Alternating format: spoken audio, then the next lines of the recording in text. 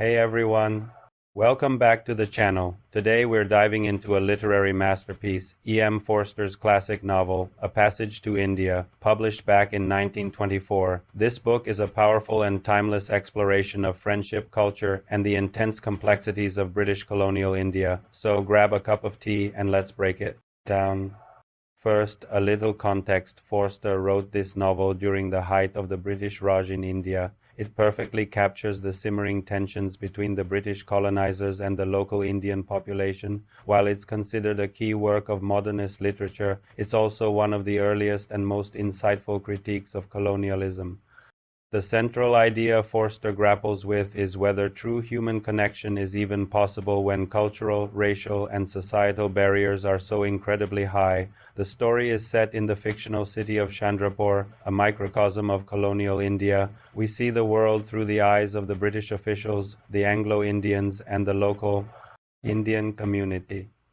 Our main characters are really what drive the narrative. There's Dr. Aziz, a warm-hearted and optimistic Indian Muslim doctor who genuinely wants to befriend the British. Then we have Cyril Fielding, the principal of the local college. He's a liberal, open-minded Englishman who is sympathetic to the Indians and becomes a close friend of Aziz.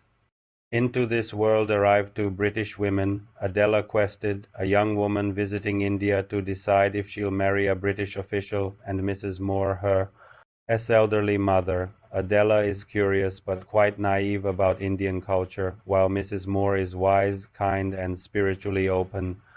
The plot kicks off when Adela and Mrs. Moore try to interact with the real India, not just the sanitized version presented by the British. Dr. Aziz and Fielding form a genuine friendship, which represents a flicker of hope for cross-cultural understanding. The story's climax happens during a trip to the mysterious Marabar caves, organized by Dr. Aziz. Inside one of the caves, a confusing and ambiguous incident occurs. Adela rushes out, believing Aziz assaulted her. This accusation leads to the trial of Dr. Aziz, which becomes a spectacle of colonial prejudice and systemic injustice. The entire British community rallies against him, while the Indian community supports him. In the end, Adela retracts her accusation, realizing her experience was more of a psychological breakdown than an actual attack, but the damage is done. The friendship between Aziz and Fielding is shattered by the weight of suspicion and cultural pressure.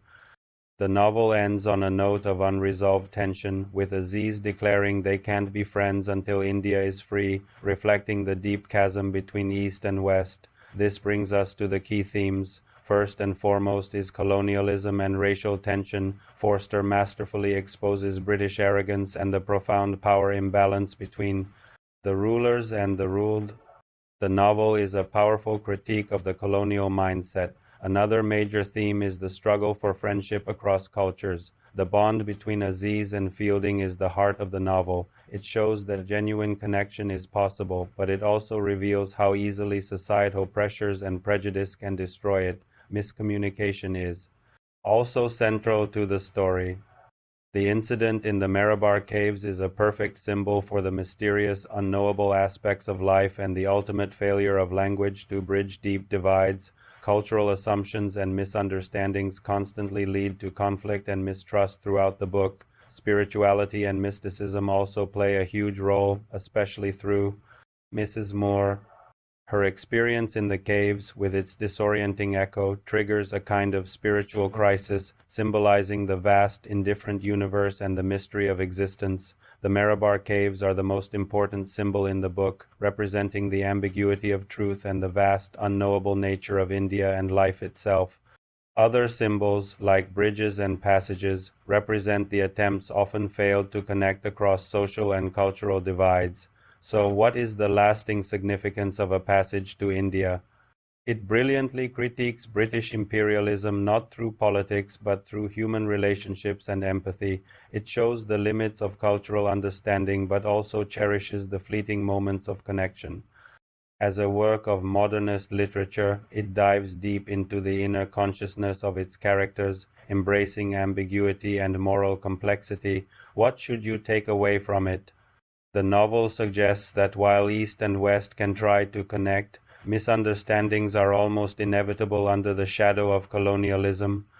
It's less about a dramatic plot and more a deep reflection on relationships, society, and philosophy. Forster ultimately asks us to question our own prejudices, the societal norms we live by, and the invisible walls we build between ourselves and others. It's a profound, challenging, and deeply moving read. That's all for today's breakdown of A Passage to India.